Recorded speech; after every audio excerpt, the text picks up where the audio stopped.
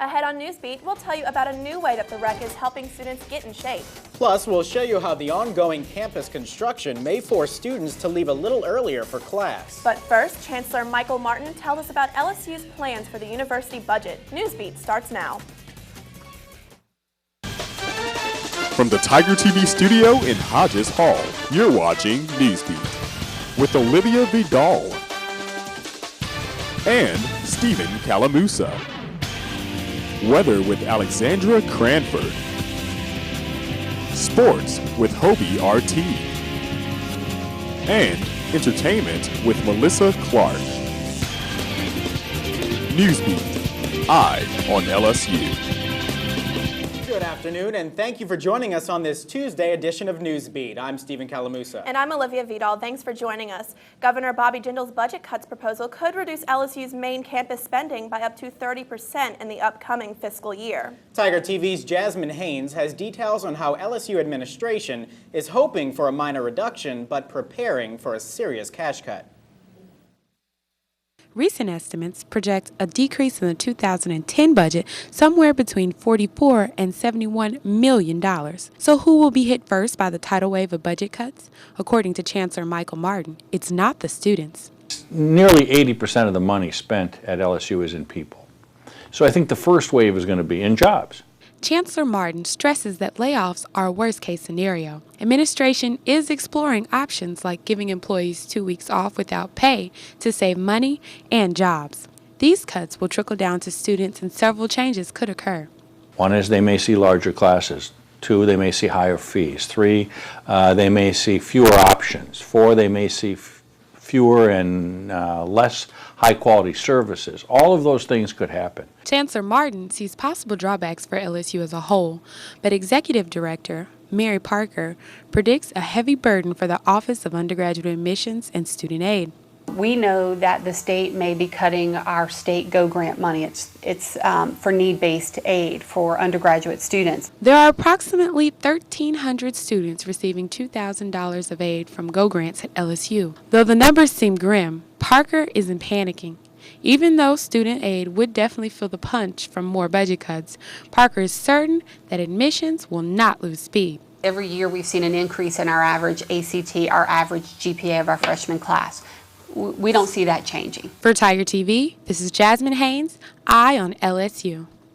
There is no official word from legislators on the new budget cuts yet. President Obama's stimulus package could also affect how much is cut from the LSU budget. LSU may be making cuts, but construction projects are still a priority.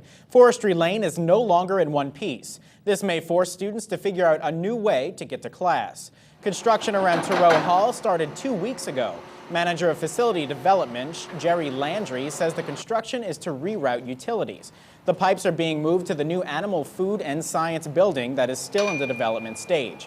The construction is to maintain building regulation codes. Landry says the project was unavoidable. However, the university never issued a warning about the upcoming construction. But most students haven't seen the dirt and machinery as a problem.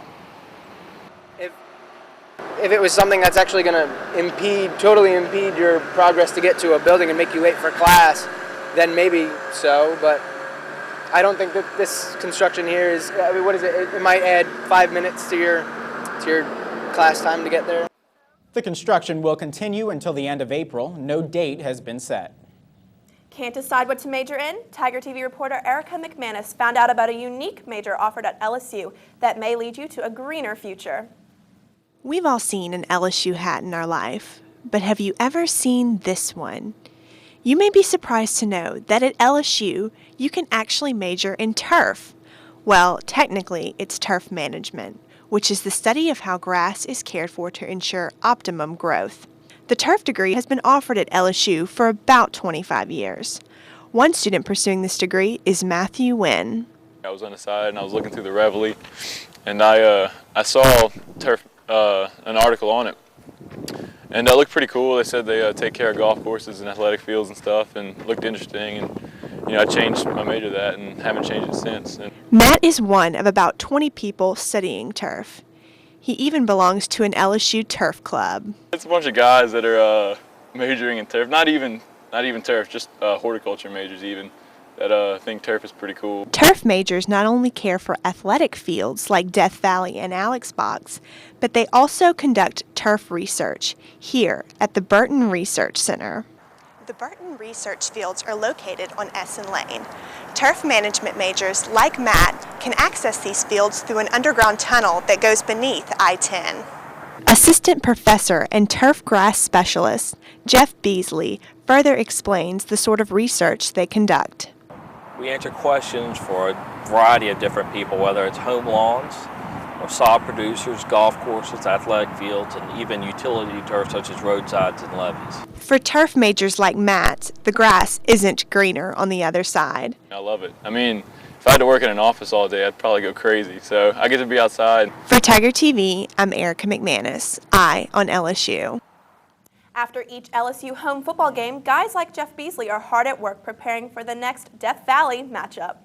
Students can now get a more structured full-body workout thanks to a new addition at the UREC Center.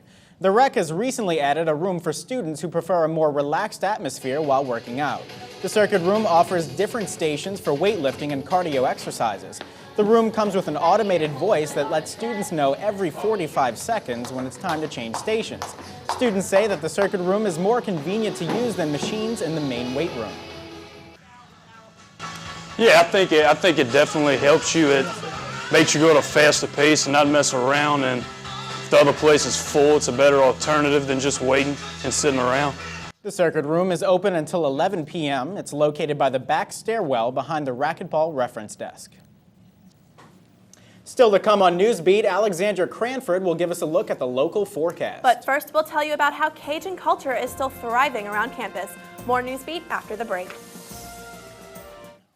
Welcome back to Newsbeat. Between 1920 and 1960, the state of Louisiana attempted to erase the Cajun French culture by forcing schools to teach in English. Reporter Mary Claire Palmer explains why these older students head to class on Saturdays to preserve their heritage. Laissez le bon temps rouler. Let the good times roll. This familiar phrase embodies the spirit of Louisiana, and more specifically, the spirit of a group of students just looking to have a good time. It's not like a class in college. If you have something to say, you say it. Everybody helps each other out, understand the words and speak the words. Ascension Parish resident Bart Lessard leads this Cajun French class of 25 eager to learn elders. Lessard started the class 6 years ago with his late mother and a few family friends. It's just a family tradition. We've spoken French in our family for 1,000 years, and I thought that I should at least take the interest to carry it one more generation. As many locals seek to carry on the Cajun heritage of their own families, others around Baton Rouge work to keep the unique culture and language of the city alive every day. Boudreaux and Thibodeau's manager, Karen Dean, has made it her goal to develop a new generation of Cajun and Zydeco music lovers. It is a celebration of the music, the people, and the culture, because that's what really makes it beautiful and original. Lil Nathan and the Zydeco Big Timers are just one local group that play the unique Cajun form of Zydeco music. We kind of add different types of genres of music into it, but it's all based on that group, you know, where you got the accordion, the squeeze box, and the rub board. While Lil Nathan, Dean, and Lessard may seem to come from different backgrounds, the three just prove that the Cajun culture is open to all. In Baton Rouge, Mary Claire Palmer for Newsbreak. The LSU French department ranked 8th in the nation and added a Cajun French undergraduate curriculum in 1998.